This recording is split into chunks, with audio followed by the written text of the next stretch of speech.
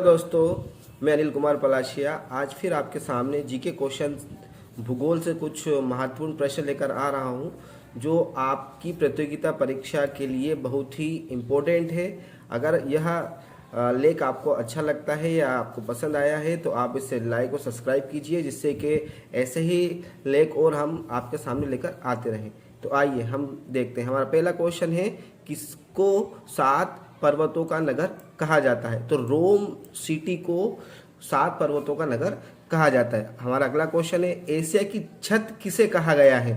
तो एशिया की छत पमीर के पठार को कहा गया है। हमारा अगला प्रश्न है, हिमालय क्षेत्र में चट्टानें हैं, तो हिमालय क्षेत्र में जो चट्टानें पाई जाती हैं वो अवसादी चट्टानें पाई जाती हैं। हमारा अगला क्वेश्चन है, सबसे ऊंचाई पर स्थित युद्ध स्थल कहाँ है? तो सियाचिन में सबसे ऊंचाई पर युद्ध स्थल है। एशिया में अंतर पर्वतीय पत्थर कौन सा है? तो तिब्बत जो है वो एशिया में अंतर पर्वतीय पत्थर माना जाता है। अफ्रीका महाद्वीप की सबसे ऊंची चोटी कौन सी है? तो किलिमंजारो अफ्रीका महाद्वीप की सबसे ऊंची चोटी मानी जाती है। नेपाल और चीन की सीमा पर अवस्थित है। एवरेस्ट है नेपाल और चीन के बीच में। अगला क्वेश्चन है, सिक्किम और नेपाल के सीमावर्ती क्षेत्र में उपस्थित है। तो सिक्किम और नेपाल की सीमा में कंचनजंगा है जो भारत में है। अगला क्वेश्चन है हमारा, महासागरों का निर्माण हुआ है? तो बेसाल्ट चट्टान से महासागरों का निर्माण हुआ है।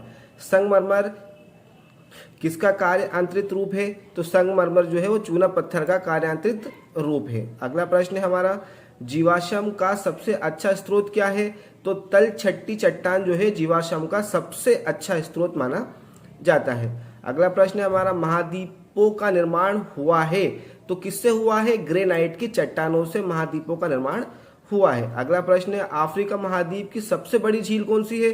तो अफ्रीका महाद्वीप की सबसे बड़ी झील है विक्टोरिया झील। अगला प्रश्न है हमारा, ऑस्ट्रेलिया की सबसे बड़ी झील है?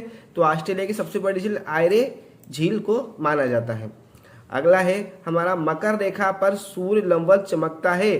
तो कब चमकता मकर रेखा पर? 22 दिसंबर को सूर्य लंबवत चमकता है। अगला है, 21 मार्च वाले विषुव को कहते हैं? तो बसंत विषुव कहते हैं।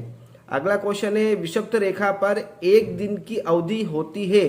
तो एक दिन की अवधि 12 घंटे होती है। मतलब कि विषुवत रेखा पर एक दिन की अवधि कितनी होती है? तो 12 घंटे की अवधि होती है। अगला क्वेश्चन है हमारा, 15 देशांतर पर अंतर पड़ता है, 1 घंटे का अंतर पड़ता है।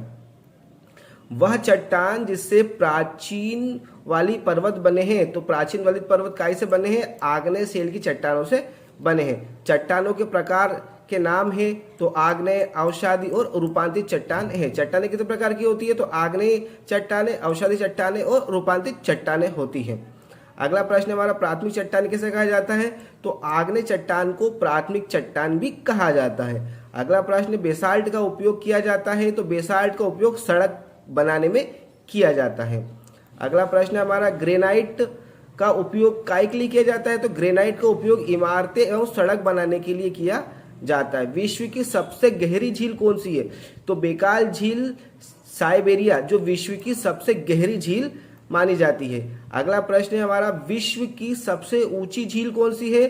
तो दुनिया की सबसे ऊंची झील होने का खिताब तिलिचो झील के पास है जो नेपाल में स्थित है। अगला प्रश्न है हमारा, मीठे पानी की सबसे बड़ी झील कौन सी है? तो सुप्रिया झील जो उत्तरी अमेरिका में है उसे मीठे पानी की झील भी कहा गया है। साफ पानी की सबसे बड़ी झील कौन सी है? तो साफ पानी की सबसे बड़ी झील बेकाल झील जो साइबेरिया में स्थित है। अगला प्रश्न है हमारा, अफ्रीका महाद्वीप की सबसे बड़ी झील कौन सी है? तो विक्टोरिया झील को अफ्रीका महाद्वीप की सबसे बड़ी झील कहा जाता है। विश्व का सबसे ऊंचा पठार कौन सा है? तो तिब्बत के पठार को विश्व का सबसे ऊंचा पठार माना जाता है। मेक्सिको के पत्थर का सामान्य स्तर है? तो उत्तर की ओर, मतलब मेक्सिको के जो पत्थर है वो किस ओर झुके हुए? तो उत्तर की ओर झुके हुए हैं। अगला है, पवन द्वारा निर्मित पत्थर है? तो पेशावर का पठार एवं चेरापूंजी का पठार ये पवन के द्वारा निर्मित हुए हैं। विश्व की सबसे ऊंची चोटी एवरेस्ट में है जो नेपाल में है। विश्व का सबसे निचला भाग कौन सा है? अमृत सागर है विश्व का सबसे निचला भाग। विश्व की छत की उपमा प्रदान की गई है? तो किसे? पमीर के पठार को विश्व की छत की उपमा प्रदान की गई है। अच्छा, हवाई जहाज कहाँ पर होते हैं? मतलब कहाँ पर उड़ते हैं? तो समताप मंडल में हवाई जहाज उड़ते हैं। अगला है लावा से बनी काली मिट्टी होती है, तो लावा से जो जिस मिट्टी का निर्माण होता है वो उपजाऊ वाली मिट्टी होती है।